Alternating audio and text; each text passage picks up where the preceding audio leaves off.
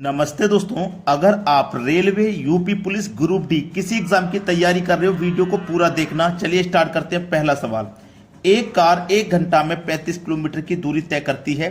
प्रति घंटा एक कार अपनी चाल 2 किलोमीटर बढ़ाती है, तो 12 घंटा में कुल कितनी दूरी तय करेगी।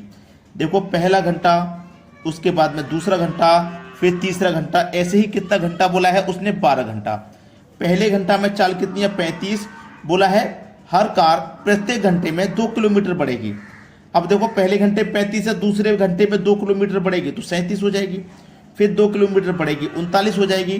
तो देखो, यहाँ से 35 से 37 हो गई, 2 बढ़ी, यहाँ भी 2 बढ़ी, और आगे भी 2 बढ़ती रहेगी, है ना। तो इसके लिए एक फार्मूला होता है, जब समान दूरी बढ़े, ठीक है, तो उसे याद रखना, S बराबर n/2, ठीक है, ब्रैकेट में 2a plus n-1 into D. इसको याद रखना आप, बस सवाल का आंसर आ जाएगा। चलिए, S बराबर, अब n/2, n का मान 12 है, 12 में 2 से डिवाइड करोगे तो 6 आ जाएगा, ठीक है। चलिए, अब देखो, a का गुना करना है 2 से। a का मतलब है पहले वाला टाइम जो कि 35 था। 35 का गुना 2 से करेंगे तो ये 70 हो जाएगा, ठीक है। प्लस n का मान कितना भैया, n का मान दोस्तों 12 है। 12 में से 1 गया तो कितना हुआ, 11। कितना हुआ यहाँ पे, 11। इस ब्रैकेट का मान 11। d फॉर डिस्टेंस, डिस्टेंस है 2 किलोमीटर का हर बार, तो d का मान 2 है, तो 11 का मल्टीप्लाई 2 से कर दो तो यहाँ पे 22 आ जाएगा, ठीक है। चलिए, इसको सरल करना है, आंसर आ गया। आगे ले लेते हैं इधर, S बराबर 6 इंटू, ब्रैकेट को सरल करो, 70 और 22 को जोड़ेंगे तो ये 92 हो जाएगा। ब्रैकेट सॉल्व हो गया। तो S बराबर 6 का गुना 92 से करना है। 6 दूनी 12 का 2, हासिल लगा 1, 6 निम 54, हासिल का 1 55। बस सवाल खत्म हो गया। 552 दिया गया है सी ऑप्शन में। ये आपके सवाल का बिल्कुल सही जवाब है। कोई भी बच्चा है जिसकी समझ में नहीं आया तो कमेंट में जरूर पूछ लेना। अब देखेंगे अगला सवाल। अगला सवाल है, एक कार 70 किलोमीटर पर घंटे की चाल से चलना प्रारंभ करती है। प्रत्येक 2 घंटे में चाल 10 किलोमीटर बढ़ जाती है, तो 345 किलोमीटर की दूरी तय करने में कितना समय लगेगा। देखो, चाल है 70 की, लेकिन ये 2 घंटे बाद 10 किलोमीटर बढ़ती है, 2 घंटे के बाद में, है ना। तो पहले 2 घंटे चला लीजिए। 70 की चाल से 2 घंटे चलेगी तो ये 140 किलोमीटर चल जाएगी। अब 2 घंटे हो गए। अब 2 घंटे बाद 10 किलोमीटर बढ़ेगी, तो पहले 70 थी, 10 किलोमीटर बढ़ेगी तो 80 हो जाएगी। फिर से 2 घंटे चला लो तो 80 की चाल से 2 घंटे में ये चल जाएगी 160 किलोमीटर, ठीक है। अब देखो, 2 घंटा ये, 2 घंटा ये, 4 घंटे हो गए। 4 घंटे में कितना चल गई, 140 और 160, 300 किलोमीटर चल गई 4 घंटे में। हमको चलाना कितना है, 345। अब देखो, 2 घंटे पूरे हो गए। 2 घंटे के बाद फिर से चाल 10 किलोमीटर बढ़ जाएगी, तो 80 के बाद कितनी हो जाएगी, 90। 1 घंटे में 90 चलेगी, तो 2 घंटे में कितना चलेगी, 180, ठीक है। इधर आ जाइए, 2 घंटे में चलेगी 180, तो 1 घंटे में कितनी चलेगी, 90। अब हमें देखो, 300 तो हम कंप्लीट कर चुके, 345 चलाना है, हमें 45 और कंप्लीट करना है। 2 घंटे में 180 चलेगी, 1 घंटे में 90, तो आधे घंटे में चलेगी 45। भाई, 1 घंटे में 90 है तो आधे घंटे में 45 चलेगी। तो बस सवाल हो गया। 4 घंटे में चल गए हम 300, 4 घंटे में 300 चल गए, बाकी का बचा हुआ आधे घंटे में चलेंगे 45, तो 4 में जोड़ दो आधा घंटा और, तो ये हो जाएगा 4.5 घंटे, ठीक है। 4 सही 1/2, 4.5 घंटे का समय लगेगा। सवाल खत्म हो गया। सभी को समझ में आ गया होगा। अब देखेंगे अगला प्रश्न। अगला सवाल, एक आदमी एक निश्चित दूरी 30 घंटे में तय करता है। वह अपनी चाल में 1/15 भाग की कमी कर लेता है, तो पहले से 10 किलोमीटर दूरी तय करता है, तो वास्तविक चाल ज्ञात करें। अच्छा सवाल है। चलिए, सबसे पहले आप समय निकालिए। समय बराबर होता है दूरी बट्टे चाल, ठीक है, दूरी बट्टे चाल। अब देखो, समय वहां पे दे रखा है हमारे पास 30 का, ठीक है, 30 घंटे का समय है, बराबर डिस्टेंस -10, ठीक है। क्योंकि 10 किलोमीटर कम दूरी तय कर रहा है, तो जो भी हमारी डिस्टेंस होगी उससे 10 किलोमीटर कम दूरी तय करेगा। बटे में आ जाइए चाल यानी कि स्पीड, ठीक है, जो भी स्पीड होगी हमारी 1/5 भाग की कमी कर रहा है, तो 15 में से 1 कम कर दोगे तो ये कितना हो जाएगा 14/15। कमी कर रहा है ना, जब कमी कर रहा है तो नीचे में से ऊपर घटा के लिखते हैं, जब वृद्धि करता है तो नीचे से ऊपर जोड़ के लिखते हैं। ठीक है, यहां तक बात समझ में आ चुकी, किसी को यहां पे कोई समस्या नहीं होगी। ठीक है, चलिए अब देखो ये कितना हमारे पास, ये है हमारे पास भैया 30 इक्वल टू डी माइनस 10 बट्टे इतना। अब इसी को सरल करना है, आंसर आ जाएगा देखिएगा 30 इक्वल टू डी माइनस 10। अब देखो इसको देखना, ये 14/15 है, ये जो 15 है ये कहाँ पहुंच जाएगा मल्टीप्लाई में ऊपर, मल्टीप्लाई में 15 ऊपर पहुंच जाएगा, नीचे क्या बचेगा s इंटू 14 बचेगा। यहां तक कोई समस्या नहीं किसी को भी। ठीक है, ये बचेगा 15 से 30 कट जाएगा आपका 2 बार में, कट गया 15 से 30 2 बार में। 14 का गुना 2 से करो 28, s इंटू 14 का गुना 2 से करो तो ये हो जाएगा 28s बराबर d माइनस 10। समझ में आ रहा है सभी को? अब देखना 28s बराबर d की वैल्यू कितनी थी भाई, d की वैल्यू कितनी थी, d फॉर डिस्टेंस हमारे पास यहां पे कितना दिया गया है 30, देखो 30s माइनस d, ये हमारे पास 10। ठीक है, अब आप बोलोगे सर ये कैसे हो गया, ये हमारी समझ में नहीं आया। जिस बच्चे की समझ में नहीं आया तभी मैं कहता हूं वीडियो को पूरा देखें। देखो 30 equal to d for distance बटे में स्पीड, यही फॉर्मूला होता है, समय बराबर दूरी बटे चाल, समय 30 है, डी फॉर दूरी, एस फॉर चाल। ये यहां तक समझ में आ गया आपकी में। अगर मैं इसके नीचे 1 मान लूं तो क्रॉस मल्टीप्लाई हो जाएगा, एस का गुना 30 से करूं तो 30s हो गया, ये बराबर में 1 का गुना डी से करूं तो डी हो गया। तो भैया मैंने यही तो लिखा है 30sd, यही तो लिखा है मैंने, और कुछ नहीं लिखा, यही लिखा है भैया मैंने 30s ही तो लिखा है। क्लियर है, 30s लिखा है। अब यहां पे हमारे पास ये कितना था 10 था माइनस का, हमारे पास -10 हमने ले लिया। अब चलिए 28s 30s, 28s इधर आएंगे, 30s में से माइनस हो जाएंगे, 2s बचेंगे। ठीक है, और बराबर इधर कितना 10। चलिए 2 से अगर मैं 10 को कटा दूं तो 5 टाइम में कटेगा, तो s की वैल्यू कितनी आ जाएगी 5, s की वैल्यू कितनी आ जाएगी 5, बी ऑप्शन में दिया गया है 5, ये हमारे सवाल का बिल्कुल सही जवाब है। चलिए अब देखते हैं अगला सवाल। अगला प्रश्न, एक ट्रेन वास्तविक चाल का 7/11 चाल से चलता है तो 22 घंटे में पहुंचता है, वह अपने वास्तविक चाल से चले तो कितना समय बचत होगी। देखिए समय बराबर दूरी बट्टे चाल। अब देखो पहले लिख देता हूं मैं यहां पे ताकि कोई समस्या ना हो। 22 घंटे है, समय का टाइम 22 है, बराबर डी फॉर डिस्टेंस, स्पीड इसके नीचे 1 मान लूं क्रॉस मल्टीप्लाई, एस का गुना 22 से करो तो ये 22s हो जाएगा, बराबर 1 का गुना डी से करो तो डी हो जाएगा। ये पहले मैंने लिखा नहीं था, बाद में लिखा था, इस बार पहले लिख देता हूं ताकि आपको समझ में आए।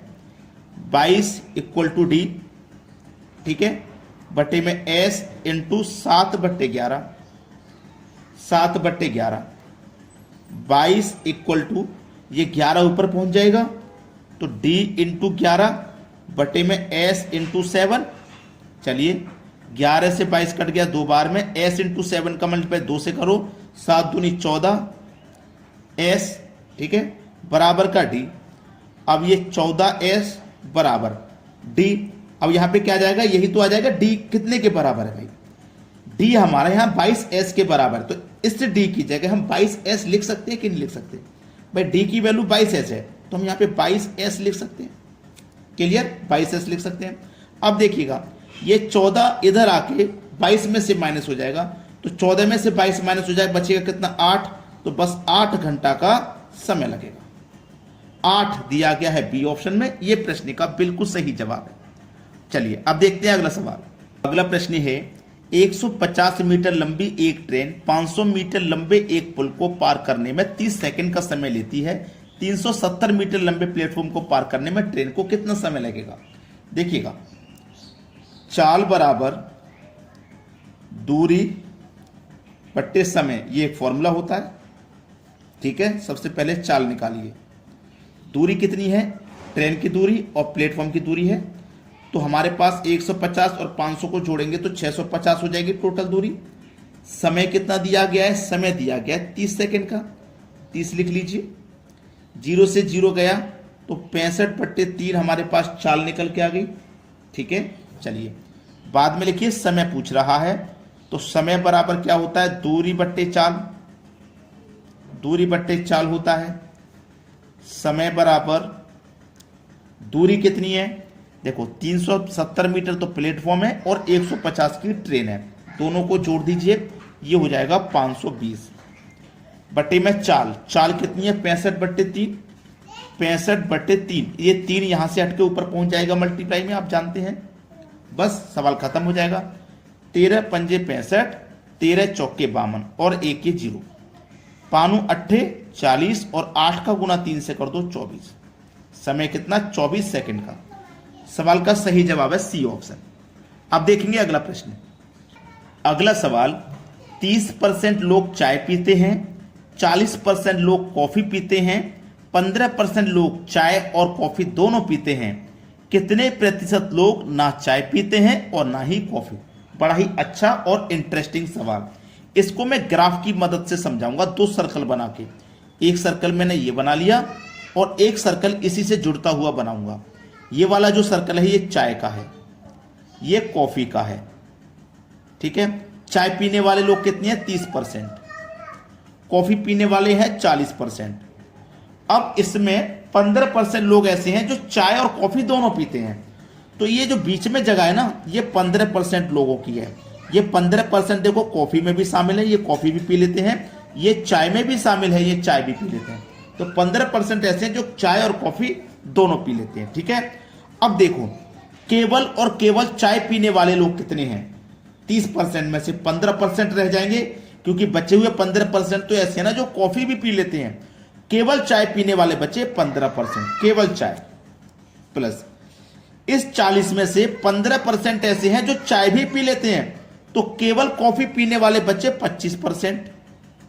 ठीक है, प्लस और चाय और कॉफी दोनों पीने वाले हैं 15, जोड़ो सबको, 15 और 15 30। ठीक है, 15 और 15 हमारे पास 30, 30 में जोड़ेंगे 25 तो ये हो जाएगा, 30 में 25 जोड़ो 55% हैं जो चाय और कॉफी पीते हैं। तो कोई आपका इंडस्ट्री हो, कोई मॉल हो, कोई दुकान हो, कोई फैक्ट्री हो, वहां जितने भी लोग हों अपने आप में वो 100% होंगे। इस 100 में से चाय कॉफी पीने वाले हैं 55%, तो ये 55% को माइनस कर दीजिए, कितना बचेगा 45%। तो ये 45% वो हैं जो ना चाय पीते हैं और ना ही कॉफी पीते हैं। ठीक है, सी ऑप्शन आपके सवाल का हो जाएगा बिल्कुल सही आंसर। चलिए अब देखते हैं अगला सवाल। अगला सवाल, 25 लीटर के मिश्रण में दूध और पानी का अनुपात 4:1 है, कितने लीटर दूध और मिलाना चाहिए कि अनुपात 16:1 हो जाए। सबसे पहले लिखो दूध, फिर पानी दिया गया पानी। एक बात याद रखना, प्रश्न में दूध पहले है तो दूध पहले ही लिखना, ऐसा मत करना पानी पहले लिख दो दूध बाद में, सवाल गलत हो जाएगा। ठीक है, कितना है भैया 4:1। मिश्रण है 25 का, योग है ना 25 का दूध और पानी मिला के, तो इनका अनुपात भी मिला दो 5, 5 बार में गया, 5 एकम 5, 5 चौको 20। हमें यह पता लग गया इस 25 लीटर में दूध 20 लीटर है और पानी 5। ठीक है, बोला है कितना पानी मिलाया जाए, दूध और मिलाया जाए, कितना दूध बोला है।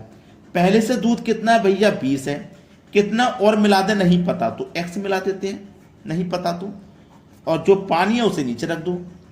पहले से जो मात्रा है, जिस मात्रा को बढ़ा रहे हैं, दूध बढ़ा रहे हैं ना तो दूध वाले के संग बढ़ाइए, पानी बढ़ा रहे हैं तो पानी वाला लिखिए, अपोजिट नीचे। कितना हो जाए 16:1, तो अनुपात को आप बट्टे में लिख दोगे 16/1, इस तरीके से क्रॉस गुना, 1 का गुना करो तो ये 20 प्लस x ही रहेगा बराबर 5 का गुना करो 16 से तो 16 पंजे 80 हो जाएगा, तो x बराबर 80। ये 20 इधर आके माइनस का हो जाएगा, तो x का मान कितना आ गया, 80 में से 20 गया तो x का मान आ गया 60, और 60 किस ऑप्शन में है, सी ऑप्शन में। ये सवाल का बिल्कुल सही आंसर है। चलिए अब देखते हैं अगला प्रश्न। अगला सवाल, एक स्कूल के 504 छात्रों में लड़कियों और लड़कों का अनुपात 11:3 है। 13 है। यदि 12 और लड़कियों को प्रवेश दिया जाता है तो नया अनुपात क्या होगा? ये गर्ल और ये बॉय, अनुपात है 11:13। टोटल स्टूडेंट हैं लड़का लड़की मिला के 504, तो इनका योग भी, अनुपात का योग मिला दो 24। 24 से 504 को कटाओ, 21 बार में कट जाएगा। 21 का गुना 13 से करो तो 273, और 21 का गुना 11 से करो तो 231। ठीक, चलिए अब इसमें आपको पता चल गया कि इस 504 में लड़कियां हैं 231 और लड़के हैं 273। बोला है 12 और लड़कियों को प्रवेश देंगे। पहले से लड़कियां 231 हैं, 12 को प्रवेश और दे दो तो लड़कियां हो जाएंगी 243, लड़के वही रहेंगे 273। तो हमारे पास लड़कियां कितनी हो गई भैया? 243 हो गई। लड़के तो हमारे पास रहेंगे 273। इनका अनुपात पूछा है तो देख लीजिए किस संख्या से काटेंगे। 3 अट्ठे 24, 3 एकम 3, 3 निम 27, 3 एकम 3, तो 81:91। 81:91 बी ऑप्शन में दिया गया है। ये सवाल का बिल्कुल सही जवाब हो गया। अब देखते हैं अगला सवाल। अगला प्रश्न है, दो संख्याओं का अनुपात 4:5 है। यदि दोनों में से 5 घटाया जाता है तो नया अनुपात 3:4 बन जाता है। बड़ी संख्या ज्ञात करें। देखो दो संख्या है ना, तो ये पहली हो गई और ये दूसरी हो गई। 4:5 है इनका अनुपात, तो इसको मैं 4x और इसको 5x ले सकता हूं। ठीक है, कोई बात नहीं। चलिए, एक बात मेरी हमेशा याद रखना कि कोई भी वैल्यू अगर अनुपात में है, इसे आप बट्टे में भी लिख सकते हैं। जैसे 4:5 है तो इसे 4/5 लिख सकते हैं। 4:5 है तो 4/5 लिख लूंगा। ये 4x था, ये 5x। बोला 5 घटाया जाता है दोनों में से, 5 घटा दो। घटाने के बाद अनुपात इतना बन गया, तो अनुपात को मैंने बोला है आप बट्टे में लिख सकते हैं इस तरीके से, क्रॉस गुना। 4 चौके 16x माइनस 4 पंजे 20 बराबर 5 तिया 15x माइनस 5 तिया 15। 15x इधर आएंगे तो 16 में से माइनस हो जाएंगे, केवल 1x बचेंगे। माइनस का 20 इधर आके प्लस का 20, प्लस के 20 में से माइनस 15 गया तो बचा 5। x का मान आया 5। बड़ी संख्या जो अनुपात में बड़ा होगा, संख्या वही बड़ी होगी, अनुपात में बड़ा 5 है। x का मान 5, तो 5 का गुना 5 से कर दो 25। सवाल का सही जवाब 25, जो कि हमारे बी ऑप्शन में दिया गया है। अब देखते हैं अगला सवाल। अगला सवाल, दो संख्याओं का अनुपात 3:4 है। यदि दोनों संख्याओं में से 3 घटा दिया जाए तो अनुपात इतना हो जाता है। संख्याओं का योगफल ज्ञात करें। ये जो सवाल है ना, ये आपके लिए मैं होमवर्क के लिए दूंगा।